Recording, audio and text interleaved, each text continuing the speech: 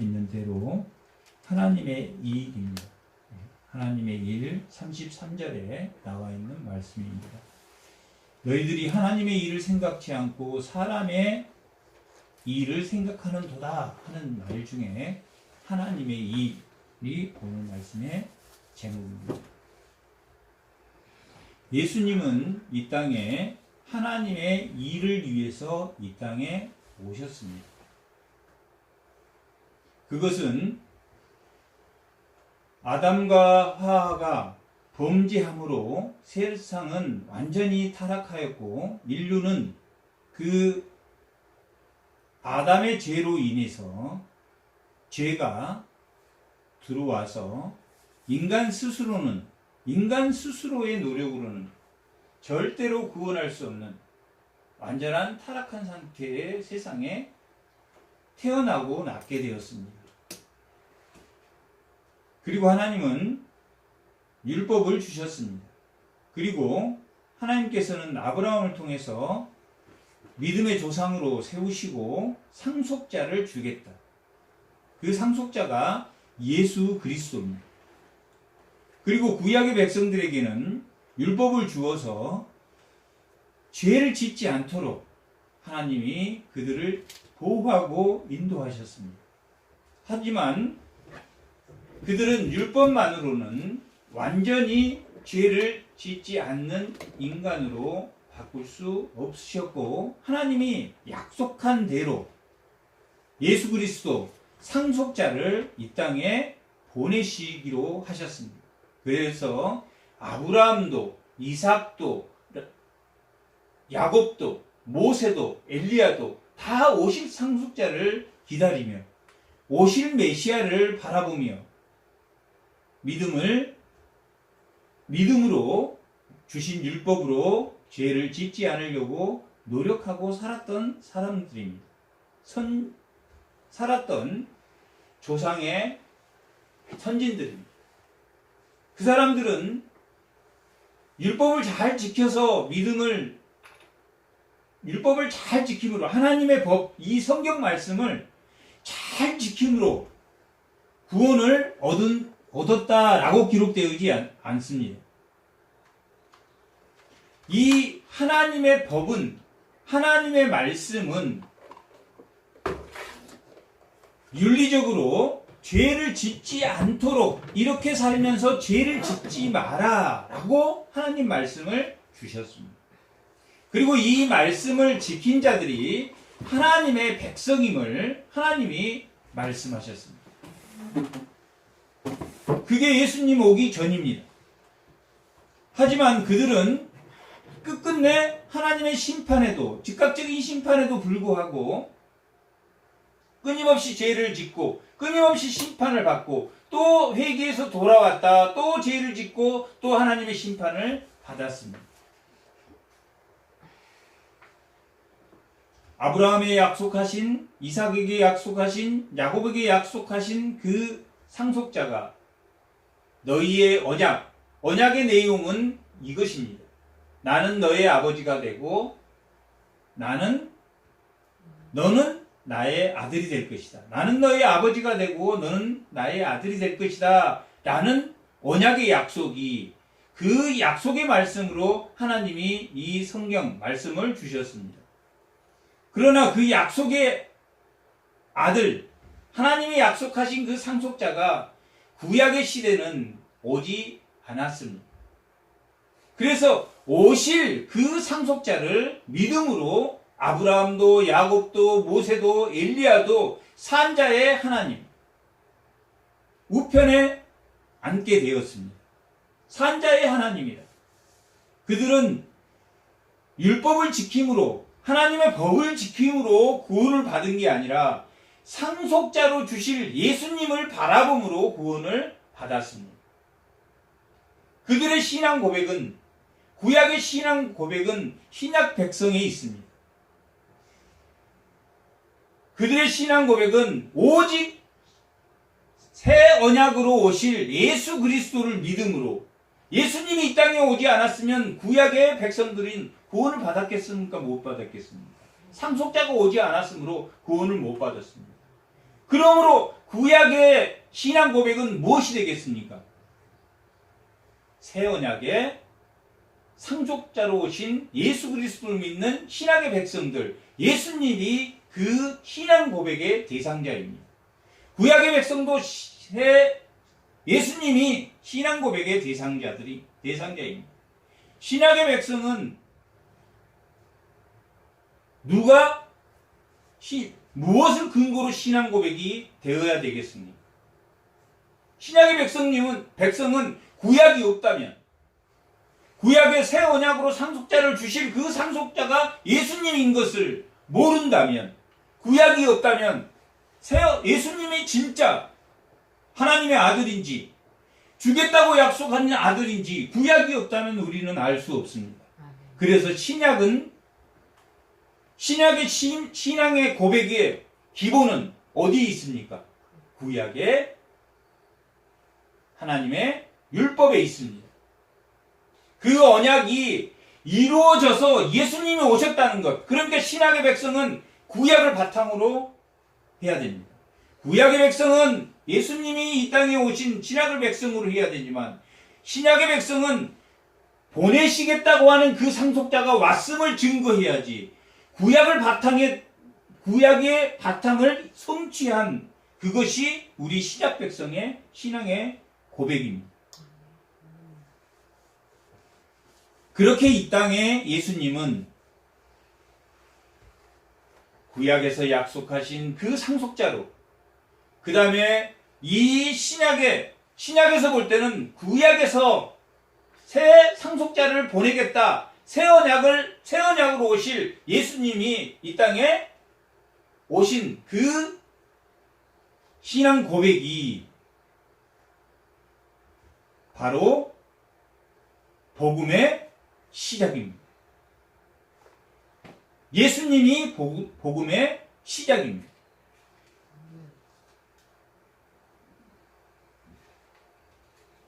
오늘 말씀의 제목이 하나님의 일입니다. 하지만 예수님이 이 땅에 오셔서 새로운 창조의 질서를 열었습니다. 그것은 즉 새로운 창조의 질서를 열었다 하는 것은 아담이 범죄함으로 창조의 질서가 무너져 버렸습니다.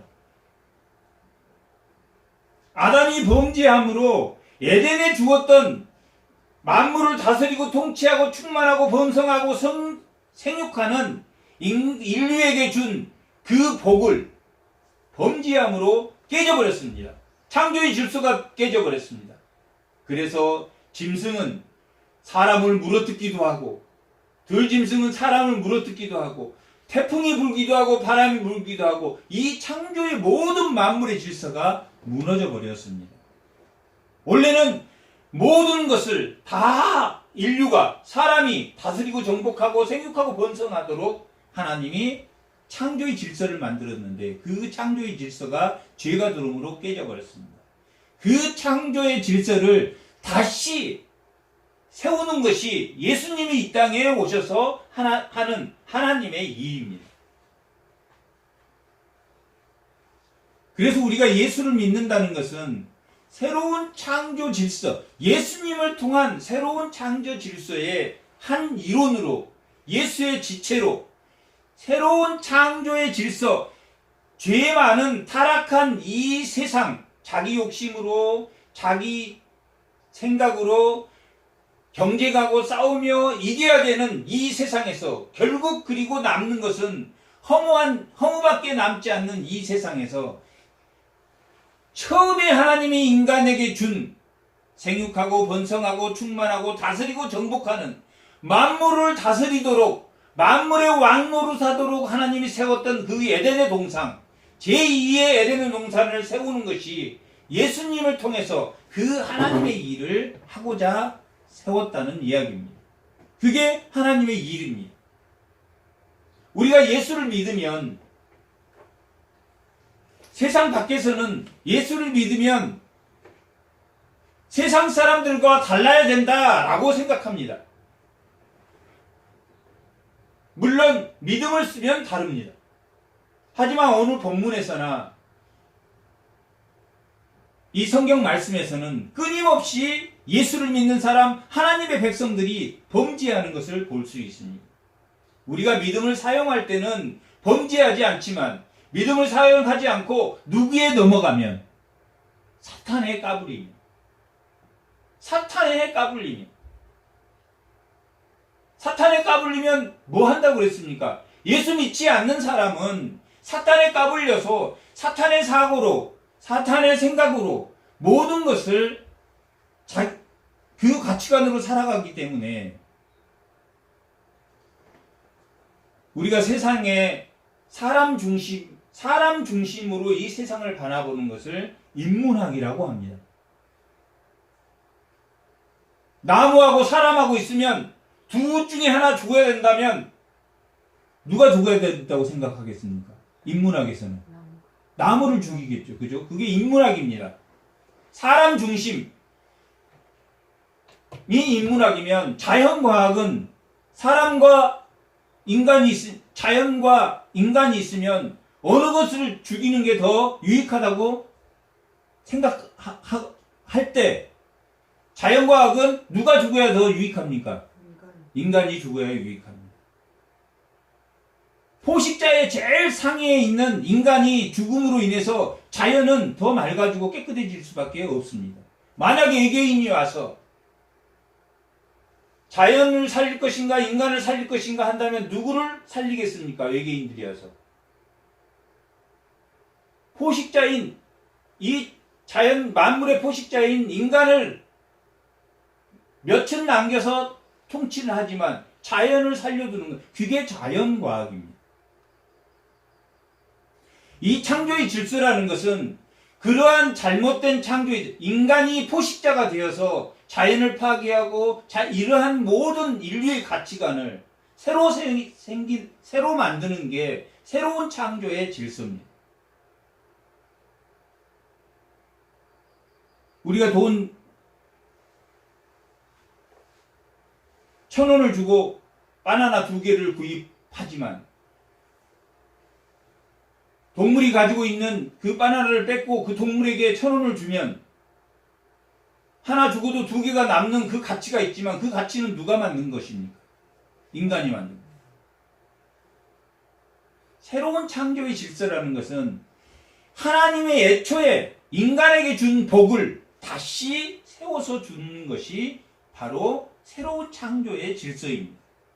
그 창조의 질서가 깨져버렸기 때문에 인간은 경쟁하고 싸우고 이겨서 행복을 누리는 것 같지만 결국에는 피폐해지고 우리의 겉사람은 피폐해지고 우리 속사람도 피폐해져서 결국 자기 장막이 무너질 때 아무리 돈 많은 이병철, 돈 많은 누구라 할지라도 다 인생의 허물을 느끼고 헛되도다. 해 아래 수고하는 것은 다 헛되도다 라고 고백하면서 인류는 죽어갈 것이라고 솔로몬은 전도서에서 그렇게 고백하고 있습니다. 오직 하나님을 아는 그것이 그 새로운 창조의 질서, 그 가치관이 우리를 살게 할 것이다. 지금 이 마가복음에서 오늘 본문 27절 8장 27절 그 이전에 일어난 사건들은 다 갈릴리에서 일어난 사건입니다. 갈릴리 안에 또한 갈릴리를 떠나서 갈릴리와 이방에 있었던 하나님이 누구인 것을 보여준 사건입니까? 예수 그리스도가 누구인 것을 보여준 사건입니까? 구약에서 말한 그 상속자가 예수입니다.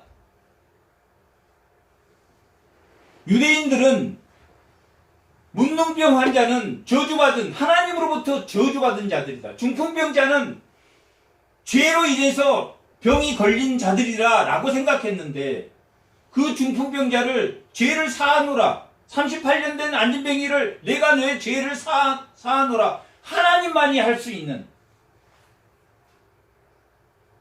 예수님이 누구인 것을 가르쳐 주었습니까? 아브라함이 말한 그 상속자, 이삭이 말한 그 상속자, 야곱이 말한 상속자, 모세가 말한 그 선지자, 엘리야가 말했던 엘리야 선지자의 대표인 그 엘리야의 그들이 말했던 약속했던 그 오실 메시아가 예수님인 것을 말씀으로 통해서 말하고 있습니다. 예수님은 그렇게 새로운 질서, 새로운 창조의 질서, 잘못된 창조의 질서가 아닌 무너져버린 타락한 이 음란한 세대에 나타난 그 질서가 아닌 참으로 이 땅에 살아서도 주님을 나그네인 삶, 이 땅의 삶은 나그네의 삶인데 그 천국을 바라보는 소망의 삶, 그것이 가장 중요하고 그것을 위해서 그 상속자가 이 땅에 와서 십자가에 죽으셨다. 그것이 오늘 본문의 내용입니다. 그게 하나님의 일인데 사람의 일은 무엇입니까? 십자가를 지지 않고 구원을 받기를 원합니다. 죄는 알겠는데 회개하지 않고 구원받기를 원합니다. 그게 사람의 일입니다. 오늘 본문 8장 다음에 9장에 보면은 베드로는 예수님이 높은 산에 그 높은 산은 헬몬산으로 보통 알고 있는데 그래서 그 높은 산을 예수님이 변화된 모습을 보여줬다고 해서 변화산이라고도 합니다. 예수님이 변화해서 보여준 산이기 때문에 그 높은 산을 우리가 변화산이라고도 합니다. 하지만 실제 헬몬산 어느 근처라고 많은 학자들은 보고 있습니다. 예수님은 옷이 하얀, 빨아서는 그렇게 세탁으로는 그렇게 깨끗하게 질 수 없는 하얀 흰옷으로 변형되셨다라고 기록하고 있습니다. 그리고 우리는 로마서 12장이나 갈라디아서 4장 20절에서나 우리는 그리스도의 옷을 입어야 된다라고 말하고 있습니다. 우리는 그리스도로 옷 입는 생활을 해야 된다라고 말. 예수님은 하얀 옷을 보여주셨습니다. 9장 한번 잠깐 보겠습니다.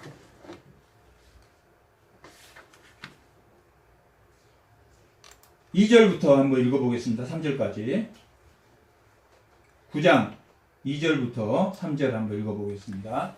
엿새 후에 예수께서 베드로와 야고보와 요한을 데리시고 따로 높은 산에 올라가셨더니 그들 앞에서 번영되사 그 옷이 광채가 나며 세상에서 빨래하는 자가 그렇게 희게 할 수 없을 만큼 매우 희어졌더라.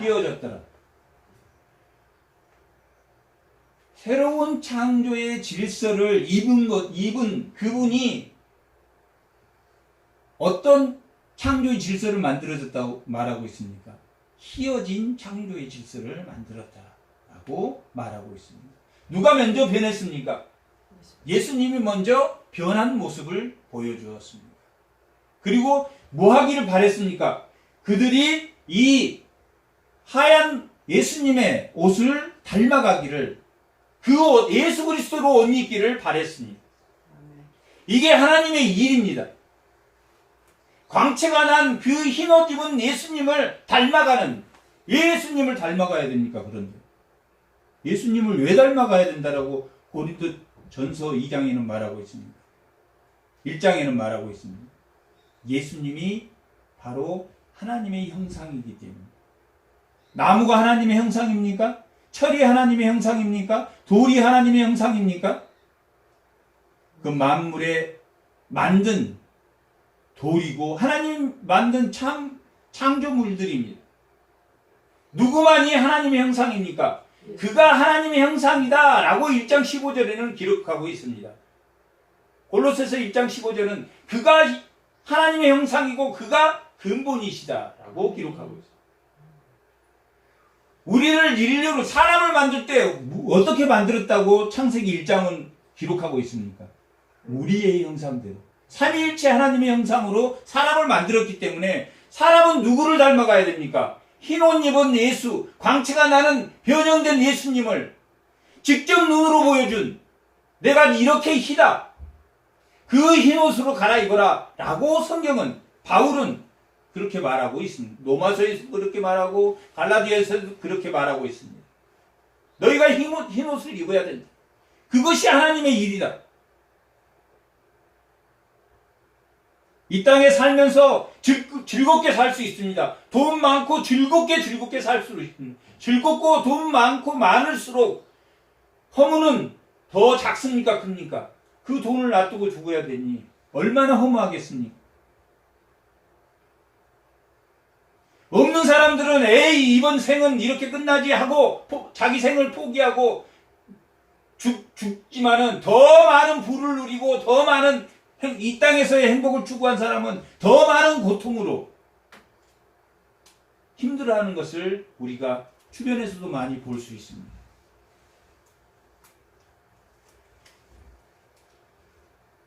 이 땅에 사는 것도 영생, 영원한 생명, 생명이 비친 그분을 닮아가는 그 흰옷 입은 광채를 닮아가는 그것이 우리의 삶의 전부라면, 그것이 구원이라면, 하나님의 일이 그것이라면 우리는 복음을 위해서, 그 주님을 위해서 살든지 죽든지 나는 주님을 위해서 살겠다라고 고백하는 것이 이 땅에서 인내의 삶이 하나님을 바라보는 소망의 삶이기 때문입니다.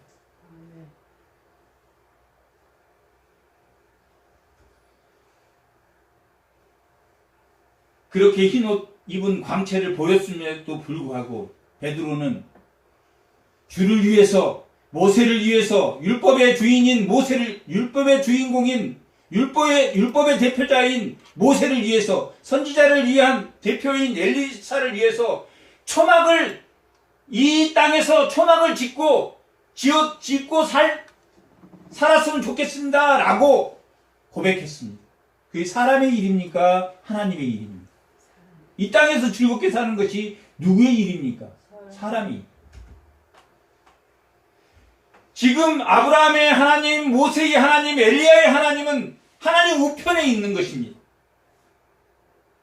천국 소망에, 천국 우편이 좋습니까? 이 땅에 초막이 좋습니까? 천국의 우편, 내 있는 아브라함을 끌어내리고 천국에 있는 모세를 끌어내리고 천국에 있는 엘리야를 끌어내서 이 땅에서 자기가 떵떵거리고 나도 예수님이 예루살렘에 와서 현실적인 노마를 정복하고 현실적인 왕이 되면 누가 크냐고 싸웁니다. 이들은 10장에 보면 9장 33절에 보면 누가 크냐? 누가 예루살렘에 가서 예수가 왕이 됐을 때 누가 더 경쟁해서 요한이 더 크냐, 야곱이 더 크냐, 베드로가 더 크냐? 요한의 어머니, 야고보의 어머니가 찾아와서 예수를 찾아오고 우리 아들을 예루살렘에 올라가서 왕이 되시면 우편에 앉혀주세요 라고 말하고 있는 것과 같이 그것은 누구의 일입니까? 사람의 일입니다. 8장 오늘 본문 27절에서부터 10장 52절까지가 예수님이 3번 8장에서 나는 죽을 거야. 이제 죽어서 3일 만에 부활할 거야. 라고 고백하고 9장에서도 2번째 죽음을 예고하고 10장에서 3번째 죽음을 예고하는 8장, 9장, 10장은 예수님이 죽음을 고백하는 장입니다. 그것이 뭡니까? 그게 하나님의 일입니까? 사람의 일입니까? 하나님의 일입니다. 왜 그것이 하나님의 일입니까? 예수님이 이 땅에 오셔서 새로운 창조의 질서를 만들어야 하기 때문에 뭐 해야 됩니까? 죽어야 됩니다. 하나님은 그냥 너희들 그냥 죄 있는데 죄 없는 걸로 해줄게. 이렇게 만약에 하나님이 하셨다면 우리가 하나님을 믿을 수 있겠습니까? 아니 죄진 사람을 그냥 무조건 죄 없다라고 해줄 수 있다라면 그런 하나님을 우리가 믿을 수 있겠습니까?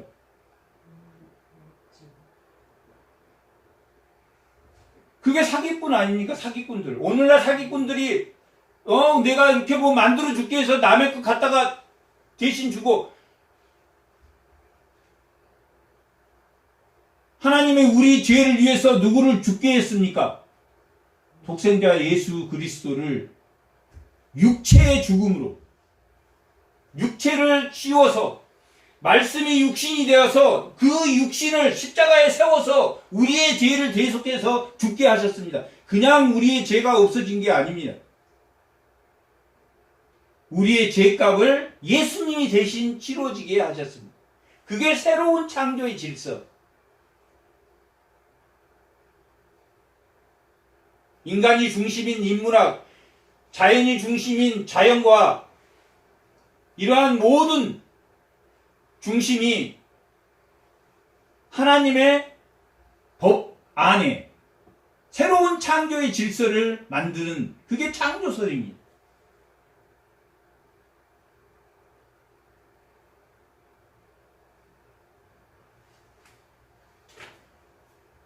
새로운 하나님이 이 땅에 인류에게 복을 주었던 에덴의 회복이 다시 이루겠다 하는 것이, 그리고 그 죄, 아담의 죄로부터 인류가 지은 과거, 현재, 미래의 죄까지 예수님이 십자가에 죽으심으로 죽게 되었습니다. 과거, 현재, 우리의 미래의 죄까지 예수님이 십자가에 죽을 때 그 십자가 위에서 우리의 죄도, 과거, 현재, 미래의 죄도 함께 예수 십자가에 함께 죽었다.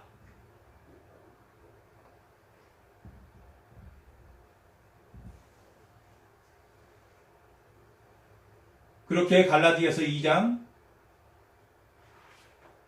20절에 기록된 4장 20절입니까? 갈라디아서 합니다. 2장 20절.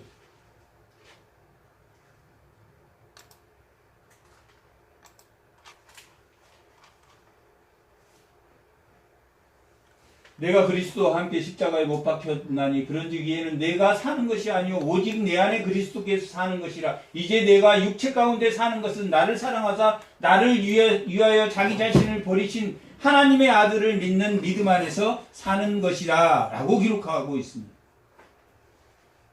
예수님이 십자가에 죽으실 때 우리의 죄를 다 대속해서 죽었습니다.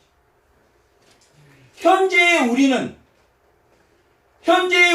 예수님이 십자가에서 과거, 현재, 미래에 대한 죄를 다 대속해서 죽었다고 하는데, 현재 그럼 나는 왜 죄를 짓습니까? 왜 죄를 짓습니까? 왜 예수님의 십자가에서 우리의 모든 죄를 대속해서 죽었는데, 과거, 현재, 미래까지 다 죽었다고 그랬는데 왜 우리는 현재 죄를 짓습니까? 안 지어야 되는데. 흰 옷 입은 그 예수 그리스도의 옷을 이 세상 사는 동안에 과거에 지었던 죄는 우리가 회개함으로, 자복하여 회개함으로, 자복한다는 것은 무슨 뜻이냐면 내가 죄가 있다는 것을 인정하는 게 자복입니다. 자백했다 하는.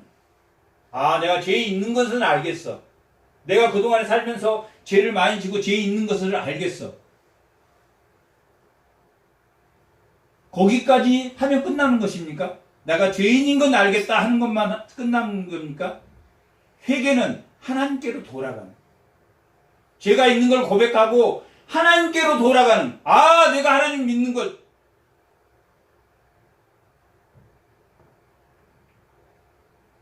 하나님께로 돌아갔는데 현재 생활에서 자꾸 믿음을 쓰지 못하는 것을 우리가 현재의 죄를 짓게 되는, 우리의 쓴뿌리 때문에. 우리가 뭐 하면 죄를 짓지 않습니까? 믿음을 사용하고 성령의 인도와 보호를 받으면 죄를 짓지 않습니다. 하지만 우리의 쓴뿌리, 과거의 옛사람의 습관들이 우리를 죄를 짓게 합니다.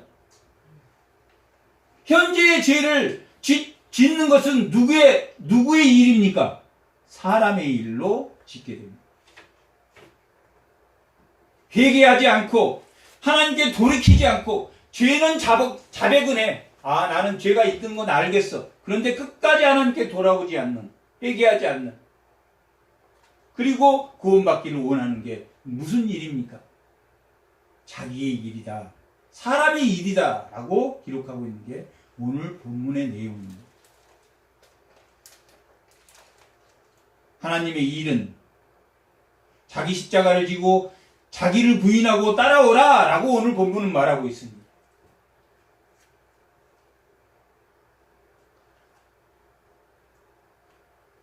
그리고 예수님은 주는 그리스도예요. 하나님의 아들이라고 고백한 그 고백대로. 그 고백은 잘 됐습니까? 못 됐습니까?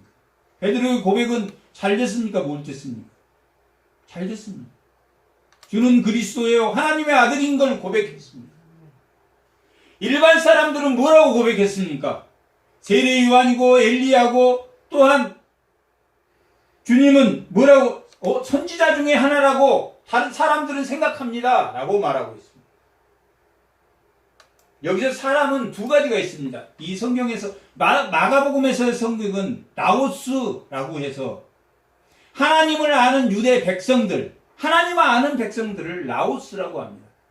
그리고 많은 무리, 하나님을 모르고 하나님을 대적하고 이방인들, 오클로스라고 무리들, 하나님의 일을 막고 하나님의 일을 따라가지만 그들은 뭘 하려고 따라갑니까? 물리적인 병을 낫고자. 믿음으로 따라가지 않는 그런 사람을 오클로스라고 합니다. 우리는 어떤 존재겠습니까? 이방인과 같은 오클로스의 존재입니다. 누구를 알기 전에, 예수를 알기 전에는 여기에 나온 많은 물리적인 복을 받고 싶어서 나온 무리들입니다. 하나님의 백성을 라오스라고 합니다. 유대인들 말합니다. 서기관이나 율법학자나 서기관이나 바리새인이나 사두개인이나 이런 사람들은 라오스라고, 이스라엘 백성, 하나님의 백성들을 라오스라고 합니다. 누가 끝까지 하나님을 막습니까? 하나님을 아는 백성, 라오스가 하나님을 막습니다.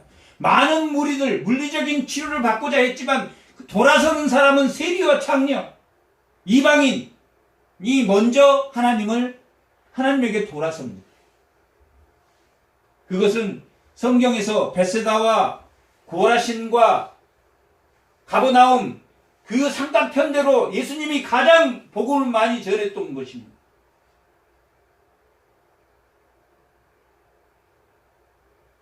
그 유대인들은 하나님에게 돌아오는 자가 없은 화 있을진저 베세다와 가버나움과 고라신이여 라고 성경은 기록하고 있습니다. 그 라오스들은 하나님의 백성은 하나님에게로 돌아오지 않았습니다. 수로보네게 여인처럼 하나님을 몰랐던 이방인 여인이 참 하나님의 창조의 질서를 새로운 창조의 질서로 오신 예수님을 알고 찾아갔어. 상에 떨어진 그 빵의 부스러기를 개들은 먹으니 나는 개와 같은 존재니 나는 참으로 이방인과 같이 오클로스니 주여 나를 불쌍히 여겨서 내 자녀를 고쳐주십시오 라고 했을 때 예수님은 내 믿음이 크다. 돌아가라 했을 때 자기 자녀가 고쳐짐을 받았습니다.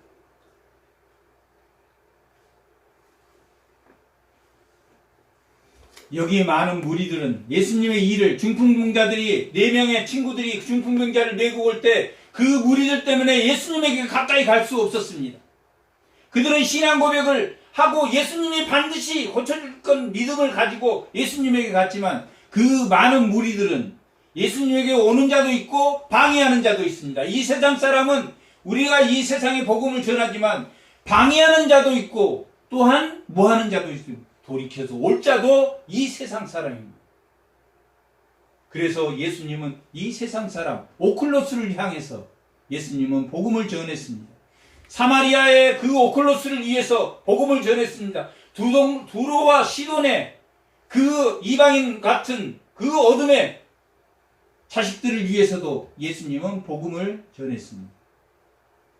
오클로스가 많은 무리들이 예수님을 방해하는 방해꾼이기도 했지만 그들이 예수님을 알고 하나님의 아들임을 인정하고 구약에서 말한 그 메시아임을 인정하고 돌아온 사람들입니다. 바리새인과 서기관과 율법 사두개인들은 하나님을 아는 백성이었지만 그들의 기득권을 놓지 않기 위해서 끝까지 하나님을 대적하는 대적자들이 되었습니다.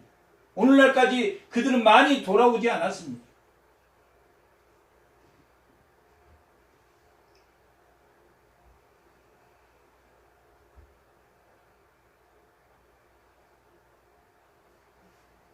오늘 예수님이 제자들에게 사람들이 나를 누구라고 하느냐, 세례 요한이라고 하고 엘리야라고 하고 선지자 중에 하나라고 합니다 라고 말하는 것은 예수님을 뭘로 봤다는 이야기입니까? 사람으로 보았다. 사람 중에서도 참 좋은 사람이다. 그렇게 보았다. 하나님의 아들로 보지 않았다는. 너희는 나를 누구라고 생각하느냐? 라고 했을 때 주는 그리스도요 하나님의 아들이라고 예수님이 고백했습니다. 아니 베드로가 고백했습니다. 오늘날 우리가 세례받을 때 당신은 주가 그리스도요 하나님의 아들인 것을 믿습니까? 라고 말했을 때 예 믿습니다 라고 세례 줄 때 쓰는 용어입니다. 우리의 신앙 고백입니다. 하나님의 일, 원래 이 원문은 주라고 되어 있지 않습니다. 당신이라고 되어 있습니다. 하지만 주는 그리스도요 당신이 메시아고 하나님의 아들이다 라고 고백한 그 베드로의 고백은 틀리지 않았습니다. 하지만 베드로는 자기가 신앙 고백한 대로 우리가 예수를 믿고 예수님을 알지만 우리가 예수님이 말하는 그 흰옷 입은 광채를 예수로 옷 입고 살지 못하는 것처럼 베드로는 방금 전에 신앙을 고백했음에도 불구하고 예수님이 31절 8장 31절 인자가 많은 고난을 받고 장로와 제사장과 서기관들에게 버림받아 죽음을 당하고 사흘 후에 살아날 것이다 라고 말씀을 드렸습니다. 죽음을 예고했습니다. 첫 번째 예고입니다. 베드로가 주는 그리스도의 하나님의 아들이라 라고 했을 때 아 됐구나. 나를 사람으로 생각하고 좋은 사람 세례 요한이나 믿음이 좋은 엘리야나 모세와 같은 그러한 아주 훌륭한 분이다 라고 생각한 그 사람들과 달리 주는 메시아입니다. 상속자입니다. 주는 하나님의 아들이십니다 라고 고백했을 때 아 이제 됐구나. 이 제자들이 좀 깨달았구나. 아 주님은 나의 주님입니다 라고 고백했을 때 아 이제 됐구나. 이 정도 되면 깨달았구나 하고 나 너희들 죄를 위해서 십자가에 죽어야 돼. 그 십자가에 못 박는 이들이 하나님의 백성이라고 하는 라오스라고 하는 서기관과 대제사장과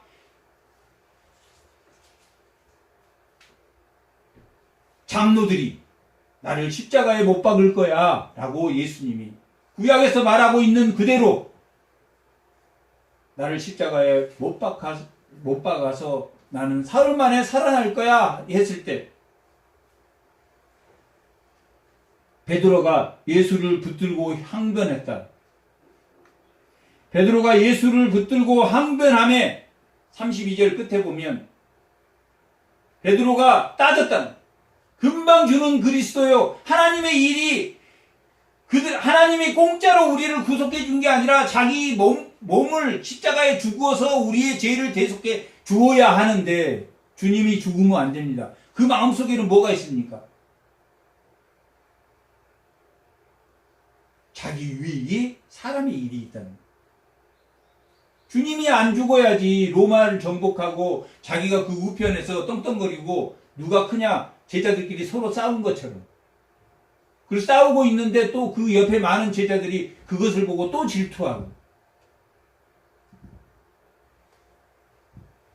그 마음이 우리가 예수를 믿고 주님을 고백하면서도 우리가 밖에 나가서 우리가 이 삶에 우리가 구속의 원리를 적용해서 예수의 그 흰옷 입은 광채를 그 옷을 덧입기를 매 순간순간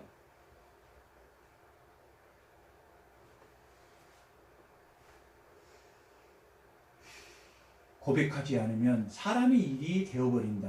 아멘.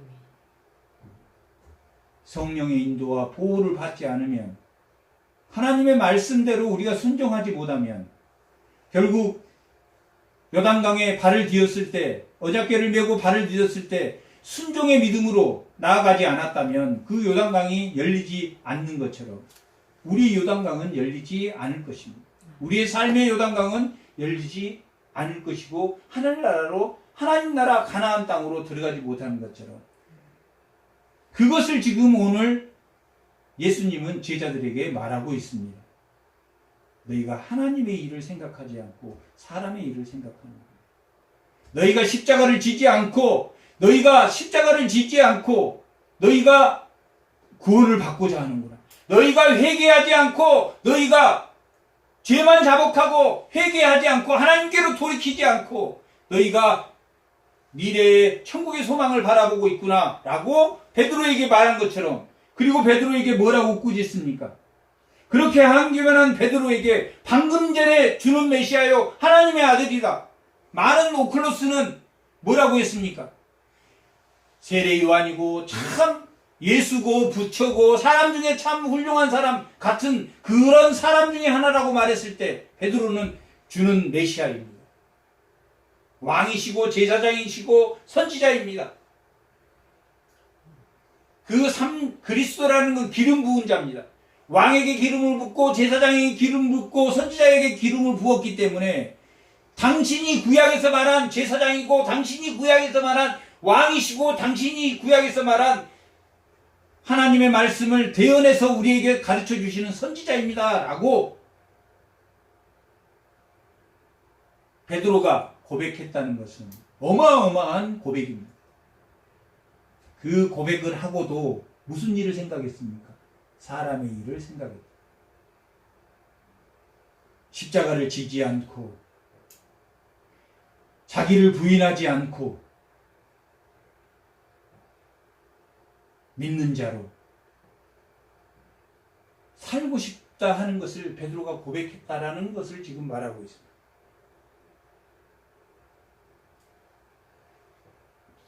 사탄아 내 뒤로 물러가라 라고 말하고 있습니다.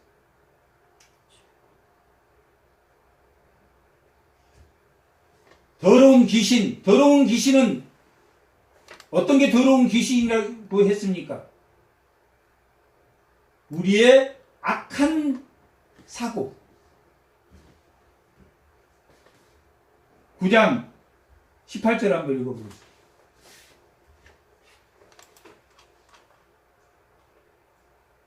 9장 18절 한번 읽어보겠습니다. 귀신이 어디든지 그를 잡으면 거꾸러져 거품을 흘리며 이를 갈고 그리고 파래해지는 거라. 내가 선생님의 제자들에게 내쫓아달라 하였으나 그들이 능치 못하서이다 라고 말합니다. 귀신이 들리면 어떻게 변합니까? 거꾸러지고 거품을 흘리고 이를 갈고 파래해진다. 우리가 개버금을 물고 달라든다고 하는 귀신 들리면 개복금을 물은다. 개복금을 물고 싸운다는 거예요. 개복금을 물고 싸우는 것은 누구의 일입니까? 사람의 일이라는 거예요. 귀신 들렸다는 게 무슨 죽은 사람의 혼이 들어와서 헛것 본다 그런 게 아니라 화가 치밀어서 개거품을 물었다. 그게 귀신 들린 겁니다. 이렇게 개거품을 물리면 뭐 합니까? 뭐가 일어난다 그랬습니까? 경련이 일어난다. 그 뒤에 넘겨보세요. 경련이 일어났는지 안 일어났는지. 20절 한번 읽어보세요.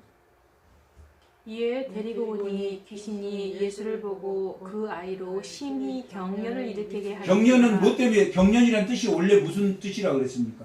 두 개의 법이 싸운다고. 하나님의 법과 사망의 법이 싸운다. 하나님의 법과 사망의 법이 싸우는데 그 사망의 법이 걸리면 계법금을 무는 거야. 막 눈에 보이는 거 없이 욕하고 눈에 보이는 거 없이 나중에 어떻게 됩니까? 경련을 일으키고 땅에 엎드러져 굴러 막 악을 쓰면서 나 죽여라 그러다가 얼굴이 파래져가 질려가지고 쓰러진다라고 그 귀신들. 계복금을 물고 구른다. 우리도 싸울 때 보면 계복금을 물고 싸우는 사람들 얼마나 많이 봅니까? 그게 귀신들인 거예요. 사탄에 매였다. 내 뒤로 물러가라 라고 예수님이 이 베드로에게 내 뒤로 물러가라. 사람의 일은 하나님의 일을 어디에 섰다는 이야기입니까? 하나님의 일보다 앞에 섰기 때문에 내 뒤로 가라 라고 말해요. 예수님이 배 뒷전에 있을 때 그들은 풍랑을 만나서 배가 뒤집어질 뻔했을 때 예수님을 깨워서 배 머리에 세웠을 때 배가 풍랑을 멈췄습니다. 내 뒤로 물러가라. 내 뒤로 서라. 네가 왜 사람의 일로 내 앞에 서서 계복금을 물고 파리해지고 악을 쓰고 사탄의 졸개가 귀신입니다.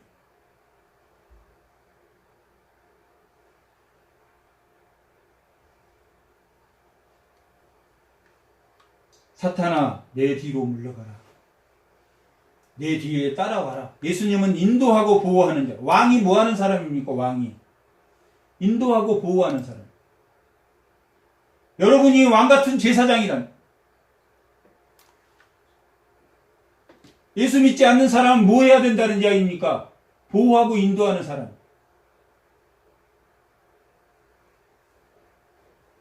내가 가족을 위해서 기도할 때 그들을 내가 왕같은 제사장이니까 그를 보호하고 인도하도록 하나님께 기도하는 것. 그냥 나는 예수 믿으니까 기도하는 게 아니라 하나님 복 주세요, 돈 주세요 하고 기도하는 게 아니라 내가 보호자니까, 왕이니까. 왕은 뭐 하는 사람이야? 보호하고 인도해 주는 사람이니까. 왕같은 제사장이 되었으니까 내 자식도 내가 어떻게 해야 됩니까? 보호하고 인도할 수 있도록 하나님 저를 이끌어 주시옵소서. 그렇게 해야 돼요.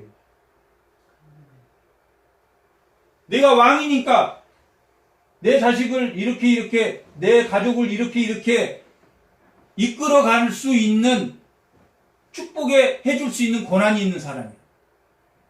내가 왕이니까 왕이 보호해주고 인도해주는 사람이니까 내가 내 가족 계복금을 물고 있지만 그 가족을 인도해주는 사람이야. 제자들은 9장에서 보면 14절에 보면 9장 14절 이하에 보면 이 땅에서는 산 위에서는 하나님의 변형된 모습을 보고 산 위에서는 우리가 교회에서는 하나님을 알겠는데 교회 밖에서는 귀신을 쫓아내지 못했다. 교회 밖에서는 파리해지고 악쓰고 싸우고 계복금을 물고 살면서 한 변형된 변화산에서는 예수님을 보고 그냥 그 변화된 모습을 보고 은혜를 받고 평온했었는데 주는 그리스도요 하나님의 아들이라고 고백했는데 이 땅에서는 귀신을 만났을 때는 아무런 고백도 못하는 자, 오히려 자기가 계복금을 물고 싸우는 그런 사람이 되었다라고 말하고 있는 것이 9장의 내용입니다. 9장의 내용은 산 높은 산에서 하나님을 만나서 예수님을 만나서 변형된 모습을 봤는데 14절 이하 이 땅 아래서는 산 아래서는 아무것도 하지 못했다. 뭘 신경 쓰다가 아무 일도 못했습니까? 하나님의 일을 생각하다가 그랬습니까? 사람의 일을 생각하다가. 사람의 일을 생각하니 너희가 아무것도 하지 못했다라고 예수님이 그 제자를 책망하는 내용이 나옵니다.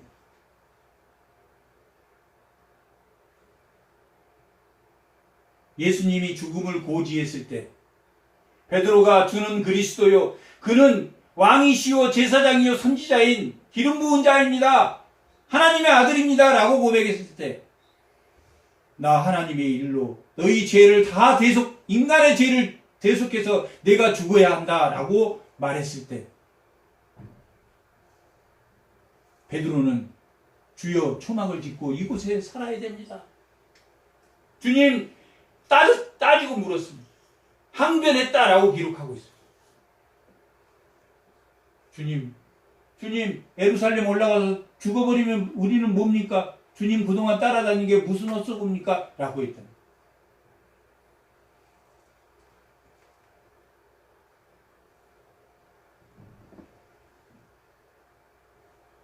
고난과 희생 없이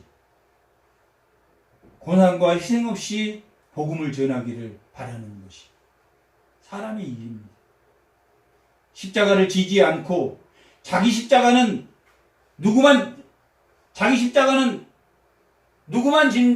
자기만 지는 겁니까? 모든 사람이 다 지는 겁니까? 모든 사람이 다 집니다.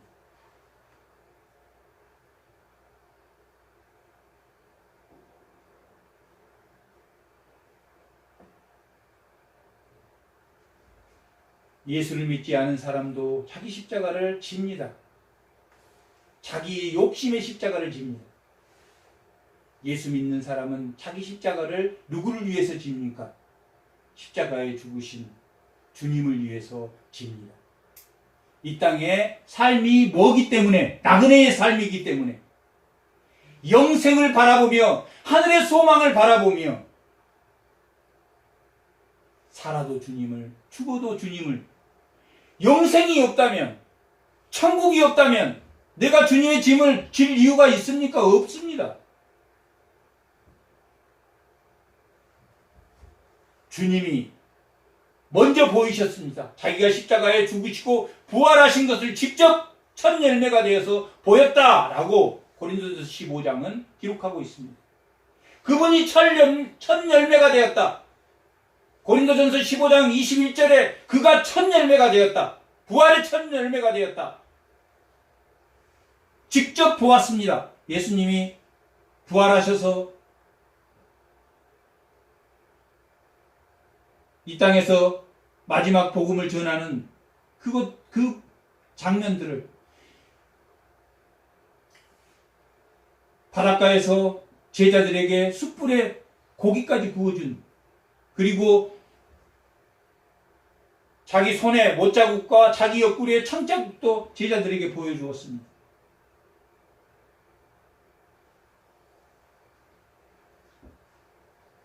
그리고 우리가 수많은 사건을 보았습니다. 예수님이 귀신을 쫓아내고 그 사망의 법에서 하나님의 법으로 싸워 이겼다. 그리고 하나님이 그걸 쫓아냈다.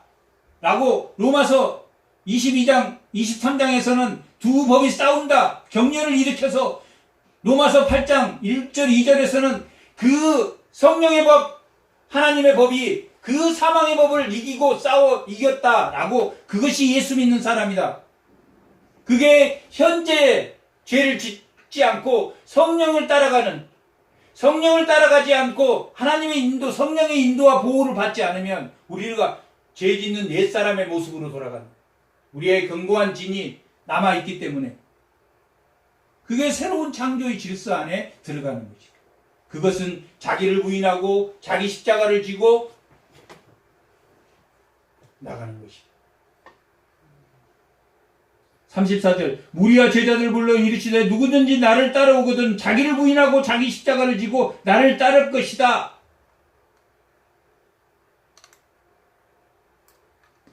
십자가를 지지 않고 구원받고, 십자가를 지지 않고 면류관을, 하나님의 상급을 받고자 하고, 그게 인간의 마음이다. 사람의 마음이다. 고난과 희생 없이 복음을 전하고 싶고 그냥 모든 것을 다 그냥 편하게 하고 복음만 받고 싶어 하는 게 사람이다. 그게 사람의 일이다. 우리는 뭐 때문에 하나님의 일이 더 중요합니까? 우리의 영생이 있기 때문에, 천국 소망이 있기 때문에, 내 희생으로, 내 사랑으로 예수의 사랑으로 내가 구원받은 것처럼 내 희생과 사랑으로 내 가족이 하나님께 돌아오는 그러한 역사가, 그 부모의 기도가 하나도 그 미랄이 돼서 땅에 썩어지지 않으면 그 열매가 맺지 못하는 것처럼, 자기를 부인하고 자기를 십자가를 지지 않으면 하나도 그 열매가 맺지 못하는 것처럼, 예수의 고난 늘 우리가 지는 게 아니라 예수의 고난은 예수님이 다 이루셨습니다. 예수의 그 흰옷을 입기에 부족한 그 고난을 우리가 닮아야 됩니다. 예수님은 완벽한 하나님의 아들입니다. 예수님에게 남은 고난이 없습니다. 다 십자가에 이루셨습니다. 예수님을 닮아간 그 흰옷 입은 그 예수 그리스도를 입는 그 생활에 부족한 그 남은 고난을, 그 희생과 그 고난을 우리가 져야 된다. 그것이 자기를 부인하고 자기 십자가를 지는 것이다.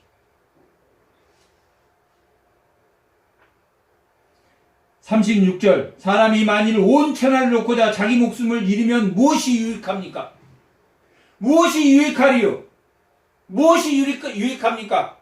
천하를 얻고도 자기 목숨이 죽으면 아무것도 아니라고 생각하는 것이 맞습니까? 천하를 얻고도 영생을 얻지 못하면 아무것도 아니라는 뜻입니다. 아멘. 무엇이 유익하냐? 나 천하를 잃어버려도 하나님 알았으니까 그것이 유익하다, 그 말 뜻입니다. 사람이 무엇을 주고 자기 목숨과 바꾸겠느냐? 사람이 무엇을 주고 자기 목숨과 바꾸겠습니까? 영생을 받을 수만 있다면, 생명에 비치신 그분의 생명을 내가 받을 수만 있다면, 아멘. 내가 천국 복음을 바라볼 수 있다면 내 생명과 바꿀 수 있겠다라고 말. 예수 그리스도의 영원한 생명, 그 영생은 내 생명과도 바꿔도, 이 땅에서 삶을 위해서 탐심을 가지고 열심히 살고 이 해 아래 수고하는 것들이 다 헛되고 헛되겠지만 주 안에 수고하는 것들은 헛되지 않다라고 마태복음 11장 58절에 기록하고 있는 것처럼, 주 안에서 수고하는 것은 헛되고 헛된 것이 없다. 하지만 해 아래 수고하는 것은 모두 다 헛되고 헛된 것이, 돈이든 명예든 가치든 집이든, 높은 산에서 보면 집이 집으로 보입니까? 점으로 보입니다. 사람이 사람으로 보입니까? 점입니다. 돈과 명예와 그런 것은 일개 하나의 점도 아니지만 예수의 영원한 생명, 그 소망은 우리의 생명과도 바꿀 수 있는 것이다 라고 오늘 본문은 내 목숨과 바꾸겠느냐, 나 영생이라면 바꾸겠다 하는 것이 예수 믿는 것입니다. 38절, 누구든지 이 음란한 죄 많은 세대에서 나와 내 말을 부끄럽게 생각하면, 성령을 부끄럽게 생각하면, 찬양을 부끄럽게 생각하면, 교회에 나와 예배드린 것을 부끄럽게 생각한다면, 나도 거룩한 전자와 함께 올 때 나도 그 사람을 부끄럽게 여기리라. 영생을 부끄럽게 여기고 하나님 믿고 그 천국을 부끄럽게 여겨라, 여기지 말아라. 여기지 마라. 아멘. 사람의 일을 더 중요하게 생각하고 하나님의 일을 더 헛되게 생각하지 말아라. 하지 말아라. 하지 마라. 하나님의 일을 더, 이 세상의 천하를 얻는 것보다 하나님의 일을 더 뭐 하라는 이야기입니까? 더 소중하게. 오늘 본문의 말씀입니다. 하나님의 일을 사람의 일보다, 내 생명보다 더 중요하게 여기는 그 복음의 생활. 아멘. 그 은혜가 떨어지면 우리는 뭐하고 헛되고 해 아래 수고하는 것이 헛되고 헛될 수밖에 없습니다.